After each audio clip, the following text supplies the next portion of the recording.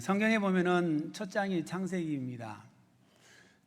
창세기는 하나님이 누구신가, 그리고 사람은 누구인가라고 하는 것을 우리에게 가르쳐 주고 있습니다. 하나님은 천지 만물을 창조하신 이 땅의 주인이시고, 우리는 스스로 자기 자신을 구원할 수 없는 그와 같은 죄인이다라고 하는 사실을 창세기는 우리에게 가르쳐 주고 있습니다. 이어지는 출애굽기는 그러한 죄인이 우리가 어떻게 하면 구원을 얻을 수 있는가라고 하는 것을 우리에게 가르쳐 주고 계십니다. 그리고 하나님은 우리를 구원하시기 위하여 하나님의 계획을 가지시고 역사를 주관하시며 우리의 삶을 이끌고 계신다라고 하는 것도 출애굽기가 우리에게 보여주고 있습니다. 그리고 그와 같은 하나님의 계획 안에서 우리가 어떻게 믿음으로 반응해야 구원을 이루는 삶을 살아갈 수 있는가라고 하는 것도 우리에게 가르쳐 주고 있습니다. 그래서 출애굽기를 우리의 신앙 여정의 지도다라고 그렇게 말할 수 있습니다. 출애굽기 말씀을 나누는 중에 우리를 구원하기 원하시는 하나님의 그 계획을 바라볼 수 있기 원하고, 그리고 그 하나님의 계획에 우리가 믿음으로 반응함으로 구원이 우리 안에서 완성되어지는 그와 같은 삶으로 우리 모두가 나아갈 수 있기를 축복합니다. 우리 옆에 있는 분에게 이렇게 권하면서 축복하겠습니다. 좀 깁니다. 정신을 바짝 차리고 집중을 하셔서 한번 해보도록 하겠습니다. 이 집중이 그래야 오늘 말씀도 귀에 잘 들을 테니까 정신을 바짝 차리고 집중해 봅니다. 인생 광야에서 주님과 함께 걸어 기뻐하며 그 나라에 이르길 원합니다.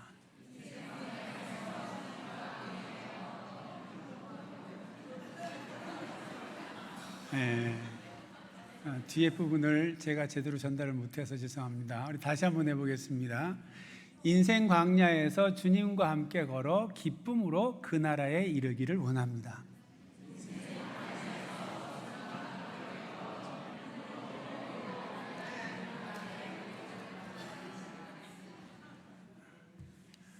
옆에 분을 축복하려니까 암송아니라고 정신이 없어가지고 옆에 분은 보지도 않아요.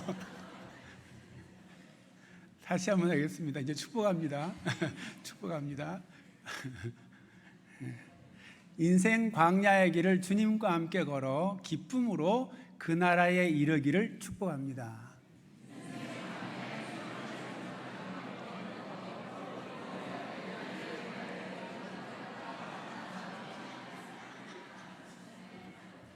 아멘.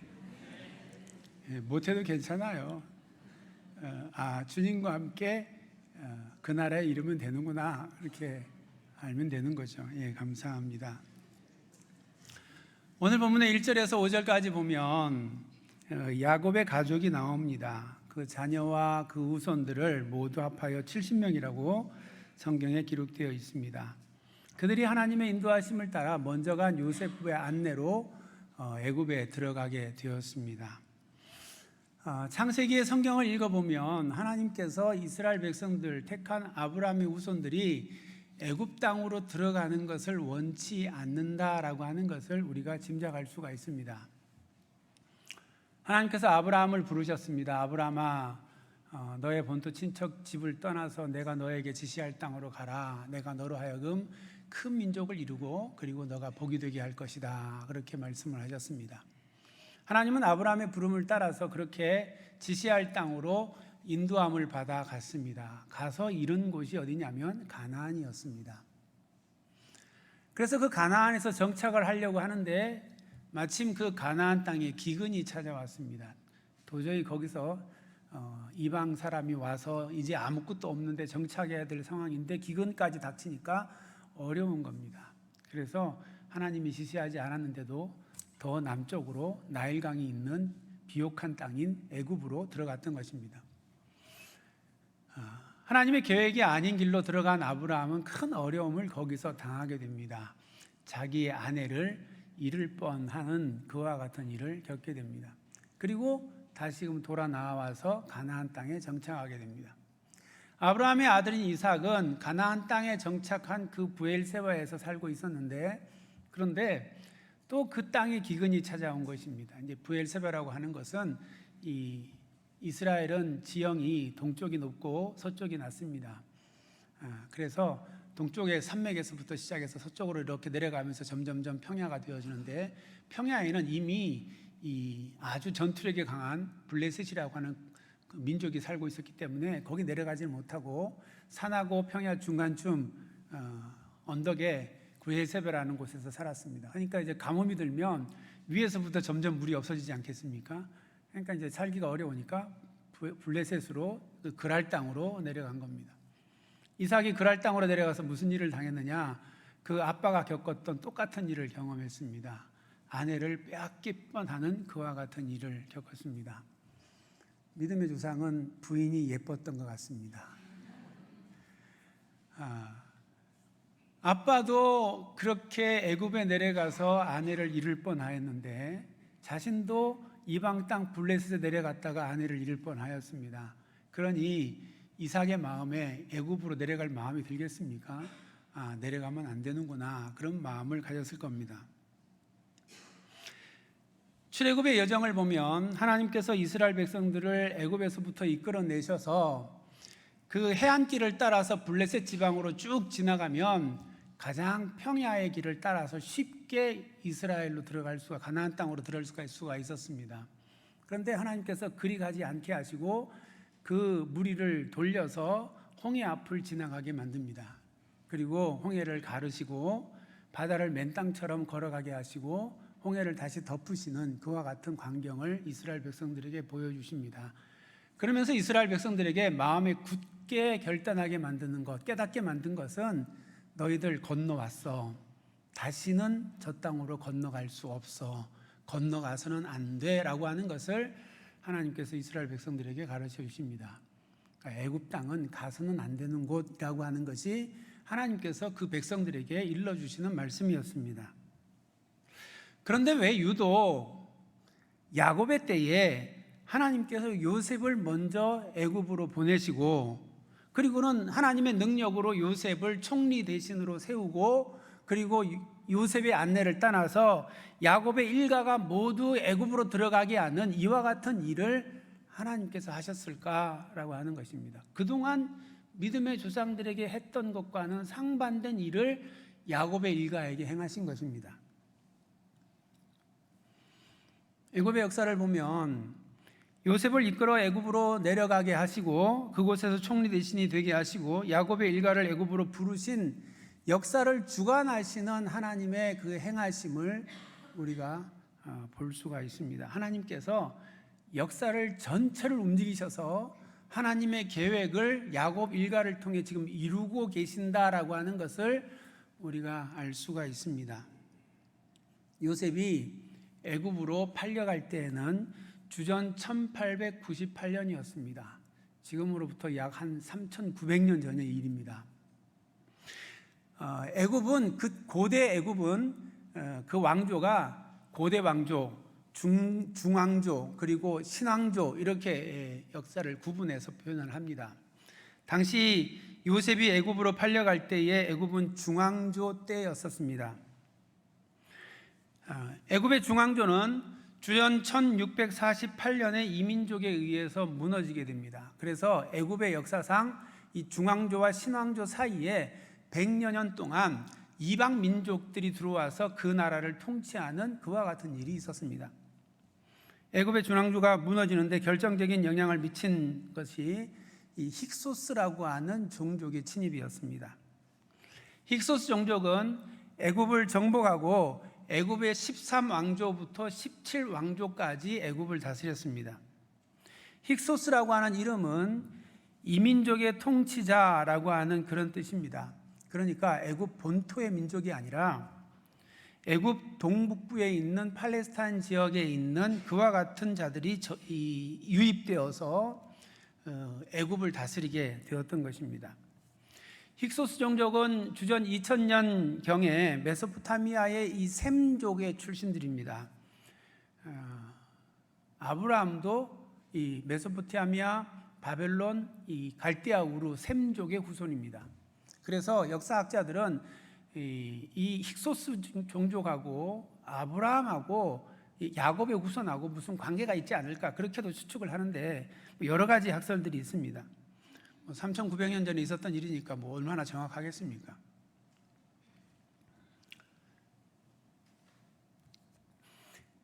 애굽의 이 힉소스 종족이 애굽을 통치한 것은 1540년까지 약 108년 동안 통치하게 되었고, 애굽의 그 이후에는 애굽의 본토 민족이 다시금 힉소스 왕족을 몰아내고, 그리고 애굽의 신왕조를 세우게 됩니다. 애굽의 왕조는, 고대 왕조는 중왕조 때가 가장 번성했던 시기였습니다. 요셉이 애굽에 팔려갈 때는 애굽의 이 중왕조 중기였고, 주전 1885년에 요셉이 이 애굽에 들어간 지 13년 만에 총리 대신이 됩니다. 그리고 중왕조가 애굽 전역을 장악하는, 실권을 쥐는 이 왕권을 강화하는 일에 요셉이 아주 지대한 영향을 미치게 됩니다. 우리가 이미 아는 것처럼 요셉이 바로의 꿈을 해석하고 그것을 통해서 이 애굽 땅에 7년 흉년과 이어지는 7년 기근이 있을 것이라고 하는 사실을 예언을 하게 됩니다. 그리고 그 기간 동안에, 풍년의 기간에 많은 소출들을 전부 잘 모아두고 그것으로 7년 기근을 대비하게 되고, 애굽 전역에 있는 모든 제후들이 자신들의 땅을 전부 왕에게 파는, 그래서 왕권이 지극히 강화되는 그와 같은 시기가 바로 요셉이 총리 대신을 하고 있던 때에 이루어진 것입니다. 그러나 요셉과 그의 모든 형제와 그의 시대의 사람들이 다 죽은 후에 힉소스 종족들이 침입해 들어왔고, 야곱의 후손들은 요셉의 후광을 입고 살다가, 그러다가 더 이상 그 후광을 누리지 못하는 때가 왔습니다. 6절의 기록을 보면 요셉과 그의 모든 형제와 그의 시대의 사람은 다 죽고, 그리고 난 다음에 힉소스 종족의 침입으로 중앙조에게 호의적이었던 야곱의 후손들은 결국은 침략자들에게 있어서는 정복의 대상이었고 핍박의 대상이 되고 말았던 것입니다. 그때부터 야곱의 후손들은 애굽에서 핍박받으며 종살이하는 그와 같은 처지에 놓이게 되었습니다. 7절에 이스라엘 자손은 생육하고 불어나 번성하고 매우 강하여 온 땅에 가득하게 되었다, 그렇게 말씀합니다. 애굽의 중앙조 시대에 요셉의 후광을 얻고, 그리고 야곱의 후손들은 이렇게 크게 번성하는 민족이 될 수 있었습니다. 그러나 8절에 보면 요셉을 알지 못하는 새 왕이 일어나 애굽을 다스리기 시작할 때 침략자 힉소스 왕조가 만들어진 걸 말합니다. 그때 야곱의 후손들은 압제 가운데 고통받는 종살이를 하게 되었습니다. 힉소스 왕조의 집권으로 인하여 야곱의 후손들은 애굽 땅에서 고통스러운 시간을 보내게 된 것입니다. 이미 생육하고 번성하고 매우 강하여 온 땅에 가득한 야곱의 후손, 그들을 히브리인이라고 불렀는데, 그들은 새로운 왕조에게는 아주 위협적인 그와 같은 무리들이었던 것입니다. 그래서 그들은 히브리인들을 강제로 끌어내어 국고성 비돔과 라암셋을 건축하게 하는 혹독한 노역을 시켰던 것입니다. 잔혹한 종살이를 하게 하므로 온 땅에 가득한 매우 강한 민족인 이 히브리인들을 지혜롭게 그들은 통제하고 다스리고자 했던 것입니다. 애굽 사람이, 특히 이 힉소스 사람이 유독 히브리인들을 괴롭게 한 것은 그들을 혹독하게 대함으로 12절의 증언처럼 학대를 받을수록 더욱 번성하고 퍼져나가는 민족들을 통제하기 위함이었습니다. 14절에 어려운 노동으로 그들의 생활을 괴롭게 하였다 말씀하고 있고, 그 시키는 일마다 모두가 다 엄한 일이었다라고 말하고 있습니다. 이렇게 히브리인들을 혹독하게 노역을 시키고 그리고 핍박을 했던 이유는 12절 하반절에 애굽 사람들이 이스라엘 자손으로 말미암아 근심하였기 때문이다라고 성경은 기록하고 있습니다. 이것을 보면 이 애굽 왕 힉소스 왕조가 히브리인들을 이렇게 핍박했던 이유는 그들에게 일을 시키는 목적보다는 그들이 번성하고 매우 강하여 그 땅 안엔 많은 무리가 있는데 그들을 압제하고 통제하여 그들로 하여금 힉소스 왕조에 대항하지 못하도록 그렇게 했다라고 하는 것을 우리가 알 수가 있습니다. 앞에서 말씀드렸듯이 하나님은 택하신 믿음의 조상들이 애굽으로 내려가는 것을 금하셨습니다. 그런데 왜 야곱의 후손은 오히려 이끌어서 애굽에 들어가게 하셨고 그리고 그곳에서 이렇게 혹독한 세월을 보내도록 그렇게 만든 것입니까? 왜 하나님은 야곱의 후손들에게 이렇게 한 것입니까? 여기에는 하나님의 계획하심이 있었던 것입니다. 하나님은 이와 같이 하실 일들을 이미 오래전에 계획하셨고 그 계획하신 일을 아브라함에게 이미 말하셨습니다. 창세기 15장 13절 14절에 보면 하나님은 아브라함에게 이렇게 말씀하십니다.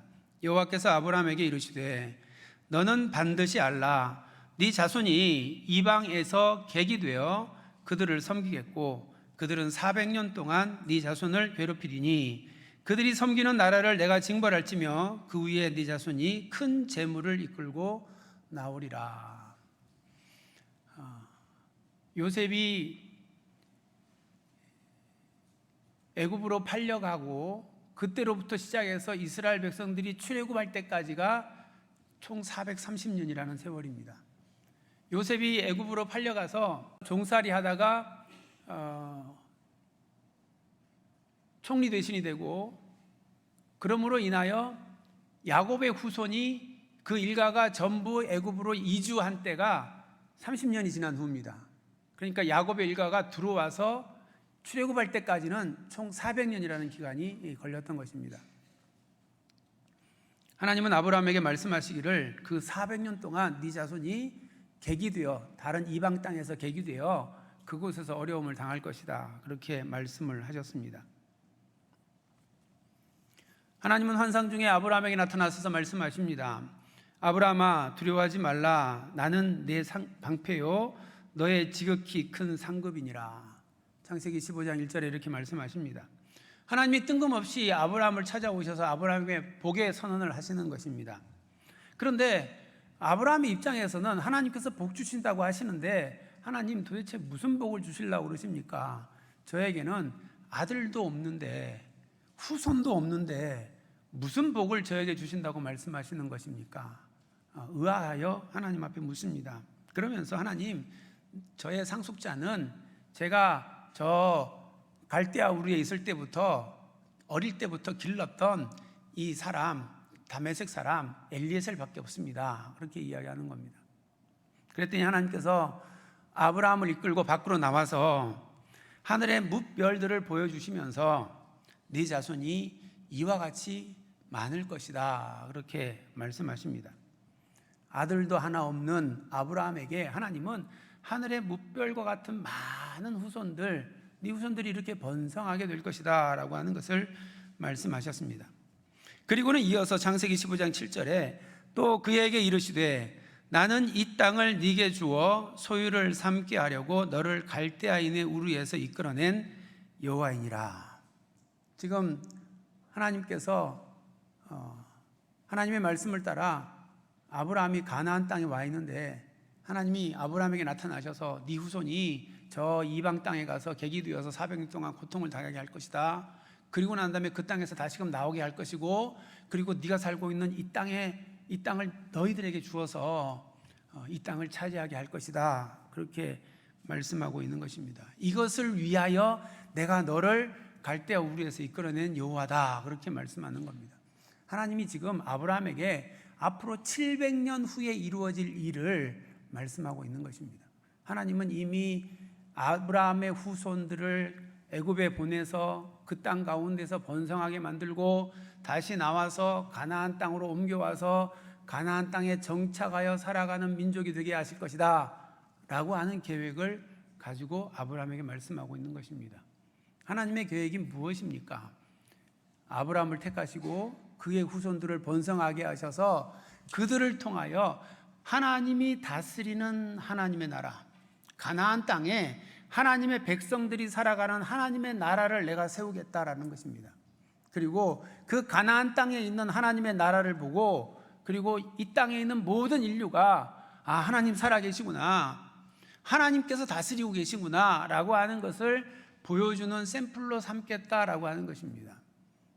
하나님이 가나안 땅에 이루어질 하나님의 나라를 이미 700년 전, 출애굽 700년 전에 이미 계획하시고 그 일을 지금 아브라함에게 말씀하고 있는 것입니다. 그리고는 이 일이 반드시 이루어질 것이라고 하는 증표를 아브라함에게 보여주십니다. 아브라함아, 네가 가서 짐승들을 가지고 와라, 재물들을 가져와라. 그래서 재물들을 가지고 옵니다. 그래서 가져온 재물들을 전부 반으로 다 이렇게 쪼개 놓습니다. 반으로 쪼개 놓고, 그리고는 여호와의 영이 횃불로 나타나셔서 그 쪼갠 사이를 슉 지나가는 겁니다. 이게 고대 언약식의 모습입니다. 고대 언약식은 언약 맺은 두 사람이 서로의 재물을 가지고 와서 반씩 이렇게 쪼개 놓습니다. 그리고는 두 사람이 그 사이를 지나가는 겁니다. 그것은 이 언약을 파기하는 사람은 이 짐승들처럼 쪼개짐을 당할 것이다 라고 하는 그와 같은 언약입니다. 생명을 걸고 하는 언약이다 라고 하는 말씀입니다. 하나님께서 그 쪼개진 짐승 사이로 지나가시면서 내가 이 계획한 일을 반드시 이루실 것이다 라고 하는 것을 아브라함에게 보여주신 것입니다.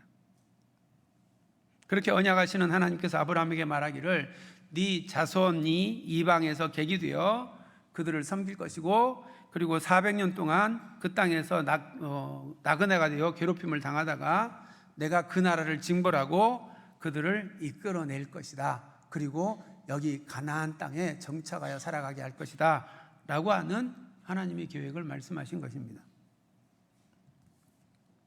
하나님은 그 계획을 이루시기 위해서 요셉을 먼저 애굽 땅에 보내시고, 그리고 총리 대신이 되게 하시고, 그리고 야곱의 일가를 그 애굽 땅에 들어오게 하시고, 그 많은 핍박과 고난이 있었음에도 불구하고 수많은 생육하고 번성하여 매우 강한 민족이 되도록 하나님께서 그렇게 만드신 것입니다. 비옥한 나일강 유역에 400년을 살아가는 동안 히브리인들은 급속도로 성장하도록 그렇게 만드신 것입니다. 하나님께서 야곱의 일가에 70명을 애굽 땅에 들여보냈습니다. 그리고 400년 후에 무려 장정만 20세 이상 되는 남자만 헤아렸더니 60만 명이 되었습니다. 그러니까 처자까지 계산하면 200만은 넘는 그와 같은 사람으로, 민족으로 만든 겁니다. 70명을 200만 명 이상 되게 만든 겁니다. 400년 동안. 그 당시에 사람들의 평균 연령은 100년입니다. 그래서 성경에 이 400년을 4대라고 그렇게 표현을 합니다. 그러면 4대 동안 70명이 200만 명이 되려면 평균적으로 한 사람이 몇 명씩 낳아야 되느냐? 70명 남녀 구분 없이 그냥 70명이니까 곱하기 2를 해야 될 텐데, 그건 계산 안 하더라도 70명이 4대 동안 200만 명이 되려면 매 세대마다, 매 가정마다 10명 이상을 낳아야, 그래야지 200만 명이 됩니다. 그래도 200만 명이 다 안 돼요. 70명 곱하기 10 곱하기 10 곱하기 10 곱하기 10 해도 그래도 200만 명이 안 돼요. 10명이 아니라 20명씩 계산해도 그렇게 안 나옵니다. 200만 명이. 그러니까 얼마나 많은 아이가 태어나고 번성했느냐라고 하는 것을 우리가 알 수가 있습니다. 그 뒤에 나오는, 오늘 읽은 다음에 나오는 내용을 보면 히브리 산파가 아기가 태어난다고 해서 그 집에 갔더니 이미 히브리 여인이 애를 다 낳아가지고 뒷정리 다 하고 끝난 겁니다. 얼마나 건강하고 여인들이 힘이 좋으면 애를 막 쑥쑥 낳는 겁니다. 누구 도움도 없이 그냥 애를 쑥쑥 낳는 겁니다. 오늘 본문 12절에 보면 학대를 받을수록 더욱 번성하여 퍼져나갔다 그렇게 말하고 있습니다. 아니, 아침 낮을부터 시작해서 저녁 때까지 나가가지고 그 고된 고역을 하고 노역을 하며 어렵게 그렇게 고생을 하고 들어와서 무슨 애 낳을 힘이 생기겠습니까? 그런데도 학대가 심해지면 심해질수록 더욱 번성하고 더욱 퍼져나갔다는 겁니다. 어떻게 이런 일이 가능한 것입니까? 하나님께서 그렇게 이끌고 가셨다라고 하는 것입니다. 우리는 여기서 한 가지 분명한 사실을 알게 됩니다. 하나님께서 계획하시는 일은 반드시 이루어진다 라고 하는 사실입니다. 역사의 주관자이신 하나님, 그 하나님은 당신의 계획을 따라 역사를 이끄시고 그리고 그 뜻을 반드시 이루시는 분이다 라고 하는 것입니다.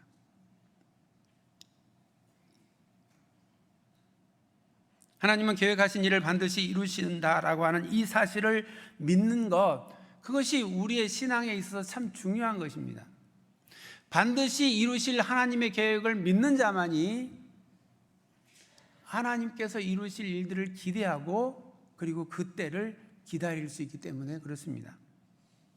야곱의 후손들이 애굽에 내려가서 400년 동안 그 땅의 나그네가 되었습니다. 이방인이 되었습니다. 객이 되었습니다. 얼마나 천대를 받고 어려움을 겪었겠습니까? 요셉이 후광을 입을 때는 그나마 좀 나았을 텐데 그러지 않을 때는 얼마나 고통스러운 일이었겠습니까? 더더군다나 정치적으로도 이 핍박을 해야 되는 민족으로 찍힌 그와 같은 히브리인으로 애굽 땅에 살아간다는 것이 얼마나 힘들고 고통스러운 일이었겠습니까? 하나님의 계획을 알지 못하는 야곱의 후손들은 왜 선조들이 이 애굽 땅에 들어와서 우리 후손들을 이렇게 고통스럽게 만드냐고, 하나님은 왜 우리의 선조들을 이 애굽 땅으로 이끌어들여서 우리를 이렇게 고통스럽게 하느냐고 하나님을 원망했을지 모릅니다. 모세도 자신의 민족을 돌아볼 마음이 생겼을 때에 살인자로 몰려서 그래서 미디안 강요로 도망할 수밖에 없었습니다. 하나님, 내가 그래도 요만큼 힘이 생겨서 그래서 내가 내 민족을 돌아볼 마음을 가졌는데 근데 왜 나를 이렇게 도망자가 되어 쫓겨나게 만듭니까? 그렇게 탄식했을 것입니다. 호렙산에서 하나님의 불 앞에 선 모세는 하나님께서 나를 도우실 것이라고 하는 믿음이 없었습니다. 그것은 고사하고 하나님의 존재 자체도 의심하는 그와 같은 사람이었습니다. 그러니 애굽에 있는 야곱의 후손들은 오죽했겠습니까? 400년을 보내면서 하나님은 잊어버리고 살아가는 그러한 민족이 되었을 것입니다. 하나님의 계획하심을 바라보지 못하는 인생은 바로 그렇습니다. 상황을 이해하지 못하고 그 상황을 견뎌낼 힘이 없고 그 상황 가운데에서 하나님을 잊어버리고 그리고 원망하며 그렇게 살아갈 수밖에 없습니다. 하나님의 부르심에 믿음으로 반응할 수도 없습니다. 지팡이가 뱀이 되는 그와 같은 이적을 보고 손이 품 안에서 나병이 발생하고 다시금 또 손이 온전해지는 그와 같은 이적을 보았음에도 모세는 하나님께 말합니다. 오 주여, 보낼 만한 사람을 보내소서. 나는 도무지 그거 못 믿겠습니다. 하나님이 살아계시고 우리 민족을 그렇게 계획 가운데 이끄셨다면 왜 이 400년 동안 이 민족을 이와 같이 방치하시고 이와 같이 고통 가운데 내버려 두셨습니까? 도무지 이해도 안 되고 인정도 못 하겠습니다. 보낼 만한 사람 보내세요. 나는 못 갑니다. 그게 모세의 모습이었습니다. 우리가 사는 인생 가운데 온갖 어려움과 고난을 경험하게 됩니다. 그런데 그 고난과 어려움 속에서도 우리를 하나님의 자녀로 택하신 하나님의 그 선하신 계획을 믿고 하나님이 하실 일들을 기대하며 바라보는 믿음의 눈이 없으면 고난과 어려움이 견딜 수 없는 고통이 되고 우리는 넘어지고 무너질 수밖에 없습니다.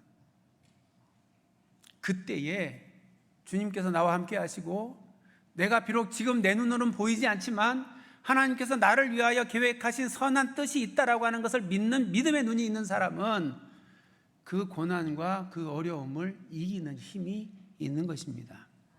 그래서 예수 동행이 우리에게 필요한 것입니다. 이것을 통해서 날마다 하나님을 바라보고 나아갈 때 그분의 계획하심이 비로소 보이기 시작하고 들리기 시작하고 그리고 하나님의 일하실 것이 믿어지기 때문에 지금의 고난과 어려움을 이길 수 있는 믿음의 능력이 생기게 되는 것입니다.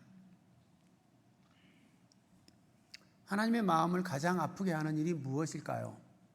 물론 하나님의 명령을 거역하고 불순종하고 죄를 범하는 거 하나님께서 마음 아파하시는 일입니다. 그런데 하나님께서 더 마음 아파하시는 일이 있습니다. 그것은 우리를 향한 하나님의 사랑을, 우리를 향한 하나님의 선한 계획을 믿지 못하는 겁니다. 그것이 우리 하나님 아버지의 가슴을 가장 아프게 하는 것입니다.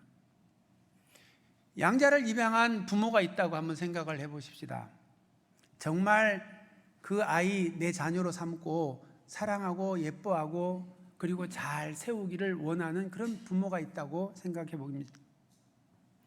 그 자녀를 데리고 왔는데, 그런데 부모가 자기를 사랑한다는 것을 믿지 않고 그냥 그 집에 와서 안절부절 어쩔 줄 몰라 하고 있고 꾸중이나 듣지 않을까 늘 염려하며 두려워하고 있다면 그 부모의 마음이 어떻겠습니까? 만일 자녀가 식탁에 앉아서 부모에게 이거 먹어도 돼요? 이거 먹으려면 제가 어떤 착한 일을 해야 돼요? 이렇게 묻는다면 그 부모의 마음이 얼마나 안타깝습니까? 내가 이렇게 하면 부모가 기분 나빠할까 늘 부모 눈치 보고, 그리고 잘못을 지르면 혹시 입양한 것을 후회하면서 나를 돌려보내면 어떻게 하나 늘 두려워하면서 그러면서 안절부절하지 못하며 생활하고 있다면 그 자녀를 입양한 부모의 마음이 얼마나 아프겠습니까? 부모는 자녀와 좋은 시간을 가지기 위해서 그래서 손을 붙들고 어디 산도 가고 들도 가고 그러는데, 나가자 그러면 자녀는 혹시나 다시 고아원으로 돌려보내는 거 아닌가 그런 생각 들어서 밖으로 나가는 걸 두려워하고 안 간다고 막 그러면 그 부모 마음이 얼마나 상하겠습니까? 우리가 하나님 앞에서 그런 모습으로 살아가고 있지는 않느냐라고 하는 것입니다.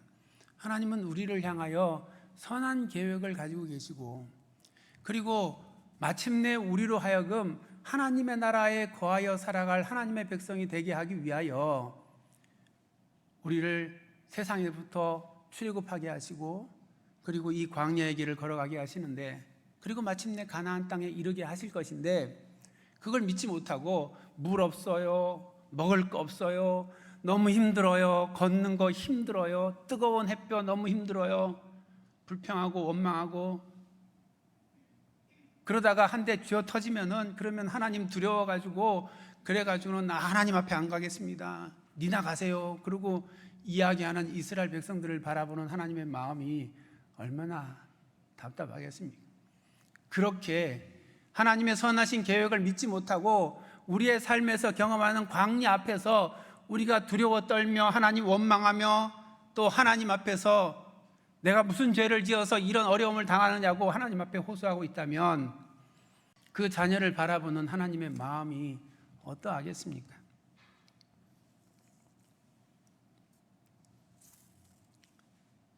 우리에게 하나님의 계획하심을 바라보는 믿음의 눈이 열리기를 원합니다. 비록 지금 고난의 광야의 길을 걸어간다 할지라도 우리를 향한 하나님의 선한 계획은 이것이 아니고 하나님의 나라, 가나안, 하나님의 복된 그 나라라고 하는 사실을 우리가 기억하고, 그리고 지금 주님과 함께 이 광야의 길을 씩씩하게 걸어가는 우리가 되기를 원합니다. 지금 어떤 어려움, 어떤 고난을 겪고 있습니까? 더러 어떤 분은 몸의 연약함으로 말미암아 고통을 겪는 분도 있습니다. 어떤 분은 자녀에 대한 염려로, 또 직장과 사업장의 일의 어려움으로, 경제적인 어려움으로, 사람과의 관계의 어려움으로 여러 가지 어려움을 겪습니다. 이 땅의 삶이라는 것은 그렇습니다. 죽음의 땅입니다. 살다가 죽을 땅이 이 땅인 것입니다. 이 땅에서 고난과 죽음을 경험하는 것은 우리에게 어쩔 수 없는 일입니다. 그런데 그 고난과 그 어려움 가운데에서도 하나님께서 마치 광야의 길을 인도하실 때에 하나님께서 먹을 것 주시고 입을 것 주시고 햇빛 가려주시고 사막의 추위를 불기둥으로 따뜻하게 해주시고 그렇게 우리를 보호하셔서 마침내 가나안에 이르게 하시는 그 하나님을 우리가 신뢰하고 믿음으로 바라볼 수 있기 원합니다. 하나님이 우리를 광야의 길에서 우리를 보호하시고 이끄시는 이유는 광야에 살게 하는 것이 아닙니다. 그러니까 광야에서 하나님 물 가지고 부족해요. 다른 마실 것도 주세요. 만나 가지고 부족해요. 고기도 주시고 마늘도 주시고 풍족하게 주셔서 여기서 잘 먹고 잘 살게 해주세요. 이렇게 말하면 하나님의 계획을 모르는 겁니다. 하나님, 비록 이 길을 걸어가는 것이 어렵지만 그러나 하나님께서 주실 하나님의 나라, 저 가나안이 있음을 내가 믿고 하나님의 선한 계획을 따라서 이 땅의 길을 예수님과 동행하며 살겠습니다. 무너지지 않겠습니다. 어려움이 내게 있지만 내가 하나님을 의지하고 담대히 이기겠습니다. 그리고 주님과 함께 믿음으로 담대히 이기며 이 땅의 길을 걸어가는 것입니다. 그것이 우리가 이 땅의 삶을 살아가는 이유인 겁니다. 그러면 마침내 하나님께서 예비하신 그 하나님의 나라에 우리가 이룰 것이고, 그리고 그 나라에 이기까지 우리를 세밀하게 간섭하시고 돌보시는 하나님의 은혜를 우리는 경험하며 살아가게 되는 것입니다. 이 믿음이 우리 가운데 세워지기를 원합니다. 그러므로 이 땅에서의 고난도 넉넉히 이기는 믿음의 삶을 우리가 살아갈 수 있기 원합니다. 우리 모두가 하나님의 계획하심을 바라보고 하나님의 때에 하나님께서 이루실 일들을 기대하며 날마다 주님과 함께 동행하여 이 믿음의 길을 걸어가는 우리 모두가 되기를 주님의 이름으로 축원합니다. 이제 주신 말씀을 생각하며 우리 함께 찬양하기 원합니다. 예수님은 우리의 힘이요 우리의 능력이십니다. 우리의 기쁨이고 우리의 참 소망이십니다. 그분은 우리를 위하여 십자가에 죽으심으로 우리에게 예비된 하나님의 나라가 있다라고 하는 것을 우리에게 보여주시고 그 나라로 나아갈 수 있는 길을 우리에게 여셨습니다. 성령 하나님께서는 우리의 손을 붙들고 그 나라까지 우리를 지금 이끌고 계십니다. 마침내 갈 영원한 하나님의 나라, 세상 그 무엇과도 비교할 수 없는 하나님의 나라가 있고 그 나라에 가기까지 우리의 삶을 붙들고 인도하실 성령님이 우리와 함께 계시는데 무엇이 두렵습니까? 무엇이 부족하십니까? 이 땅에서 경험하는 우리의 모든 일 가운데에서도 그럼에도 불구하고 주님은 나의 생명이고 나의 능력이셔서 나는 오직 주만 따라가겠습니다. 그리고 그 안에서 믿음의 승리를 이루는 삶을 살겠습니다. 이것이 내가 이 땅의 삶을 살아가는 이유입니다. 이 믿음의 고백 우리 찬양으로 함께 하도록 하겠습니다.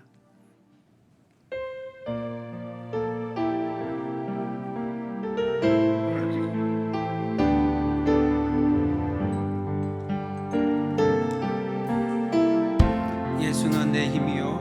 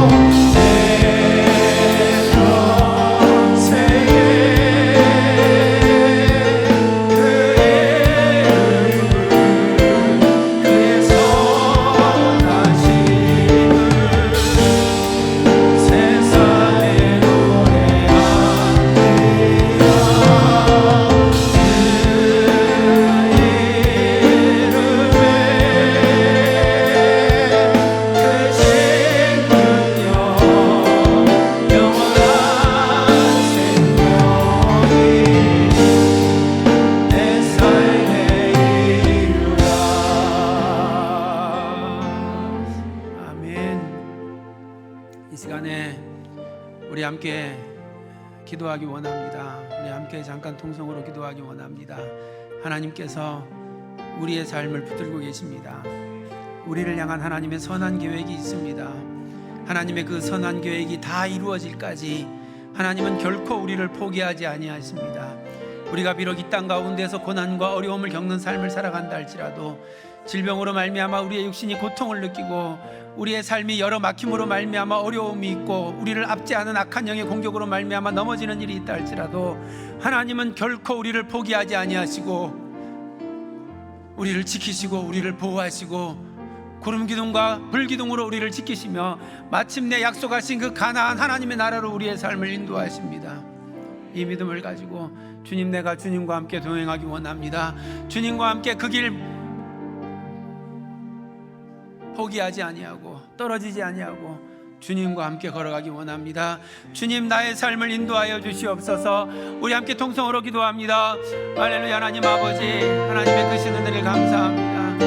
우리의 삶을 붙들어 주시는 하나님의 놀라운 사랑을 찬양합니다. 하나님 아버지, 주님과 함께 주님께서 우리를 향한 선하신 계획을 품고 계시고 그 일을 반드시 이루실 것을 믿고 주님과 함께 이 믿음의 길을 걸어가기 원합니다. 하나님 아버지, 비록 이 땅 가운데 하나님 어려운 위기 가운데 있지만 그럼에도 불구하고 우리를 포기하지 아니하시는 주님을 붙들고 이 믿음의 길을 온전히 걸어가기를 원하오니 주여 하나님 아버지, 우리의 삶을 붙들어 주시옵소서. 인도하여 주시옵소서.